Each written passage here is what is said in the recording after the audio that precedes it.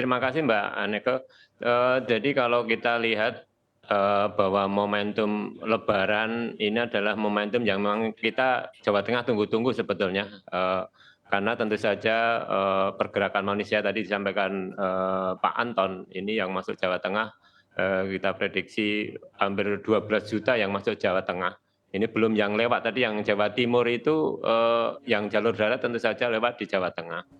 Dan tentu saja kondisi ini, akan meningkatkan, pergerakan ekonomi, tapi juga pasti berdampak dari sisi inflasi. Kita memprediksi untuk kondisi di bulan April ini akan inflasi sekitar 0,3 sampai 0,5 untuk, month to month ya, dibanding di bulan Maret kemarin, 0,19%, Mbak, untuk inflasi di bulan April nanti. Baik, mungkin ada sektor-sektor yang sudah diprediksi ini akan diuntungkan paling besar dengan momentum ini di Jawa Tengah? Oh, kalau sektor yang tadi yang untuk menyebabkan inflasi sama tapi disampaikan Pak Anton, satu bicara masalah, transportasi, yang kedua tentu saja masalah, konsumsi ya untuk kebutuhan, masyarakat. Untuk sektor-sektor yang diuntungkan di Jawa Tengah yang kami tunggu-tunggu karena kita kalau bicara pertumbuhan ekonomi Jawa Tengah lebih banyak ditopang dari sektor konsumsi. Jadi kami juga menyambut baik ini kan tentu saja, sektor tadi yang disampaikan Pak Anton ya ekonomi akomodasi, makan minum itu juga akan mengalami, peningkatan karena apa? Jumlah penduduk Jawa Tengah itu dari 37 nanti menjadi hampir 48 juta ya, kalau kondisi, di, lebaran nanti. Tentu saja, kebutuhan konsumsi masyarakat akan meningkat dan tentu saja, karena juga liburnya cukup panjang sehingga tentu saja saudara-saudara kami yang, masuk ke Jawa Tengah pengen berlibur, sektor pariwisata pasti juga akan berdampak luar biasa.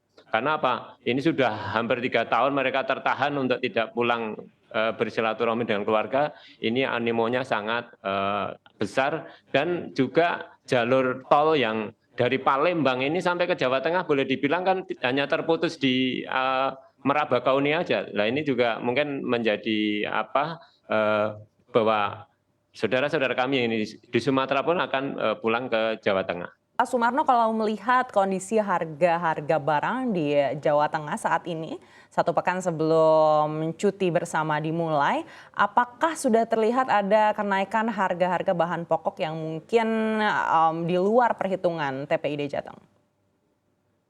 Iya, kalau kondisi harga-harga alhamdulillah sekarang kondisinya sebenarnya stabil Mbak, untuk kondisi sekarang. Tadi sama yang disampaikan dari pemerintah pusat bahwa, pada saat awal Ramadan dibanding dengan kondisi sudah memasuki awal Ramadan ini harga-harga juga sebetulnya, lebih stabil di posisi di, tengah-tengah Ramadan ini. Karena apa, memang kami dari stok yang ada di Jawa Tengah, kami juga mengidentifikasi, menginventarisir bahwa kebutuhan ketersediaan kebutuhan pokok masyarakat ini, cukup di Jawa Tengah, bahkan, kita sebetulnya surplus, apalagi kita bicara masalah beras, masalah, bawang merah, cabai dan sebagainya. Jadi kondisinya masih stabil Mbak, untuk kondisi di, saat ini, iya.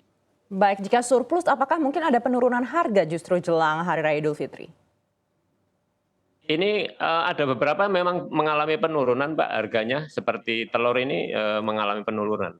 Memang yang agak, stabil tinggi itu ya yang lebih karena posisi yang kebutuhan, pemenuhannya karena impor seperti kedelai ini yang masih, agak tinggi. Baik, selain telur apakah mungkin di satu pekan ke depan ini akan ada bahan pokok yang mungkin bisa turun harga juga?